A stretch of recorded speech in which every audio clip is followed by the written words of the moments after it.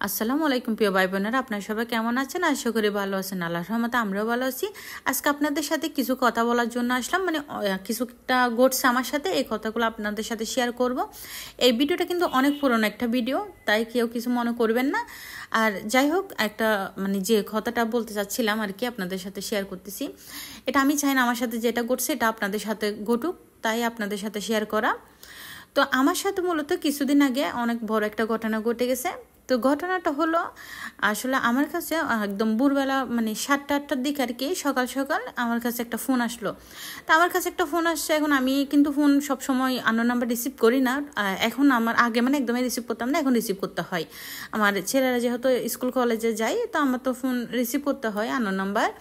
তো যাই হোক, আমি মনে করছি হয়তো কেউ না কেউ দিছে প্রয়োজনীয়, তো আমি সকালবেলা ফোনটা রিসিভ করলাম।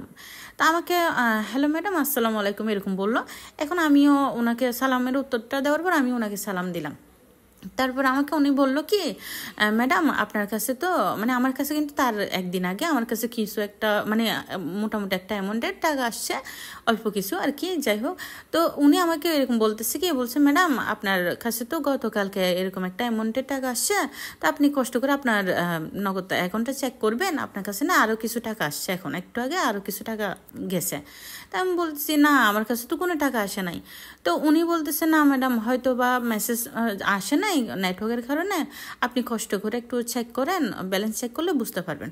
তা আমি ওনাকে বলছি না না না, আমার কাছে কোনো টাকা আসে নাই। আমি ওনাকে একটা বকা দিয়ে ঝাড়ি মারি কিছু কথা বলছি। আমি তাড়াতাড়ি ফোনটা কেটে দিছি। আমি 1 মিনিটও কিন্তু হতে দিনে, হয়তো বা বেশি হলে 30 সেকেন্ড বা 40 সেকেন্ডের মধ্যে আমি ফোনটা কেটে দিছি।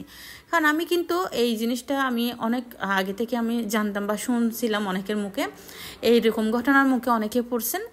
তো যার কারণে আমি কিন্তু বেশিক্ষণ কথা বললে নাকি টাকা পয়সা হ্যাক করতে পারে, অ্যাকাউন্ট হ্যাক করতে পারে। যাই হোক, আমি এই জন্য আমার মাথায় কাজ করছি উনি হ্যাকার হতে পারে। আমি কি করলাম, আমার ফোনটা আমি কেটে দিছি। উনি ঠিক 5-10 মিনিটের মধ্যে আমাকে আবার ফোন দিল।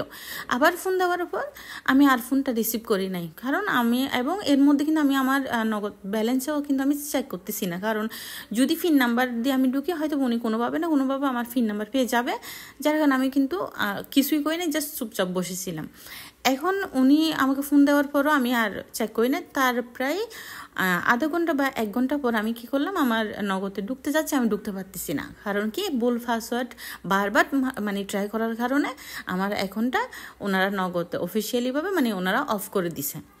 তো এখন আমি তো আমার ওখানে টাকা ছিল অনেক, মোটামুটি কিছু টাকাই ছিল। আমি এখন টেনশনে পড়ে গেছি, কি করা যায়। পরে আমি এখানে আমাদের আশেপাশে যে ফ্যাক্সের দোকান আছে, আমি ওখানেও ফাটাইছি, ওনারা কেউ এগুলো করতে পারতেছে না। আবার কেউ একজন ফ্যাক্সের দোকানদারের ওখান থেকে আমাকে একজনের পরামর্শ দিল অফিসিয়ালি ফোন করে, হেডলাইন ওনাদের যে থাকে ওখানে ফোন করে কথা বলার জন্য। তা আমি আবার নগদ অফিসে ফোন দিয়ে কথা বললাম।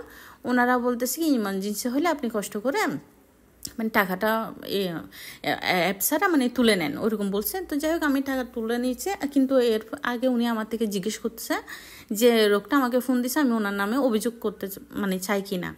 তো এখন আমি বলছি আমি আর অভিযোগের দরকার নেই, আমার আগে জরুরি টাকাটা তোলার জন্য।